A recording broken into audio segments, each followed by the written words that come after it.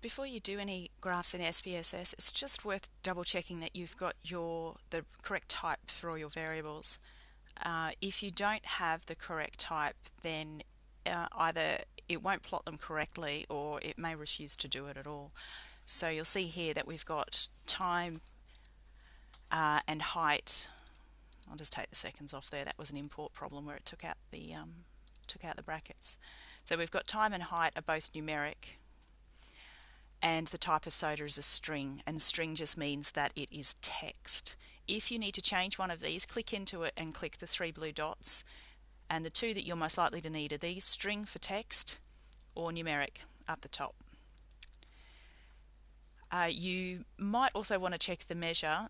All your continuous variables should be scale, and anything that's categorical should either be nominal or ordinal. So if there is a natural order to it, then it should be ordinal. If they're just categories that have no particular order, then they're just nominal. So you can go to the graphs from any of the windows. Up here on Graphs, Chart Builder, and all of the graphs are accessed through this.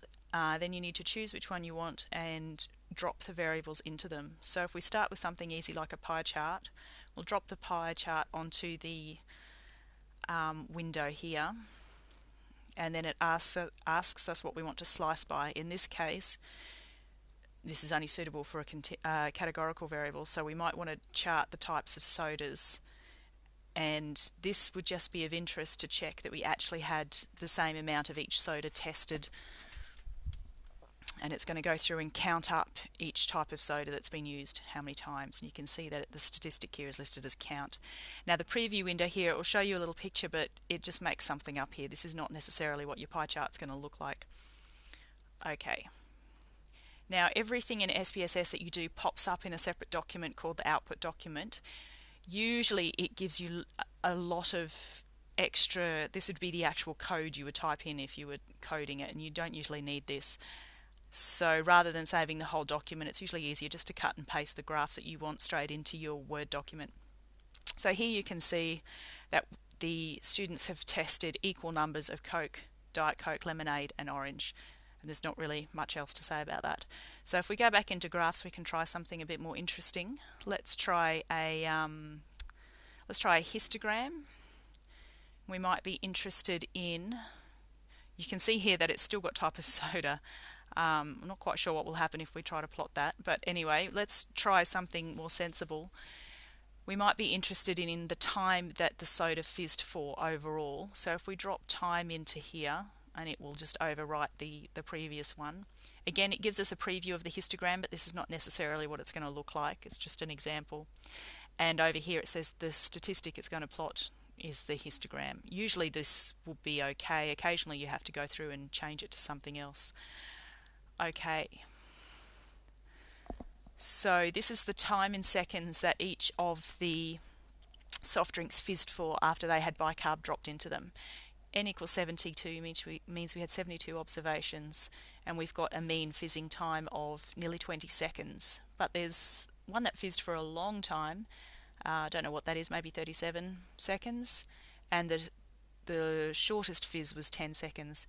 All of these graphs are interactive, so if you want to change the axis, for example, I might prefer that all my graphs start at 0, especially if I wanted to do a few things to compare them. If you just double click into them, and now we've got some options. Either you click again on the bit that you want to change, or you pick it from the menu up the top here, and I want to change the x-axis, so I'll just pick that. Don't do the auto minimum. I want to set the minimum to be 0. And I could also change the maximum if I wanted to, or the increment, as in the gap between the tick marks. At the moment it's going up in 5s, 10, 15, 20, etc. That's fine. Apply. Close. Lovely. So that's all of the soft drinks fizzing together. Another thing we might be interested in is looking at a comparison between the types of soft drink, seeing if all of the long fizz times came from one group and all of the low fizz times came from another, or if they were all scattered between. One of the charts that's good for that is a box plot. Just pick the first one. Now this time we want to drop the time into the y-axis because the box plots are going up and down. So this will be the shortest time, fizz times, and this will be the longest fizz times. And then along the x-axis we can put our groups, and I want to group by the type of soda. Now this was a fairly complicated experiment, and they had 4 types of soda that they were testing, and you will only have 2 groups for yours. And again over here you can see that the statistic says box plot. Okay. And now we can see that the long fizz times were in fact from the Coke. The Diet Coke was the shortest fizz times, and then we have the lemonade and the orange are all squished up together, so that means they were really consistent, always fizzing about the same time every time they were tested.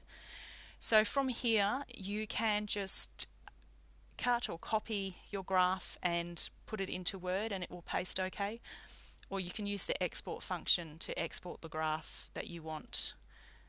You can just choose graphics only, that should work. You've got the option of JPEGs, PNGs, and there's no GIF, but JPEG or PNG will do fine. Okay.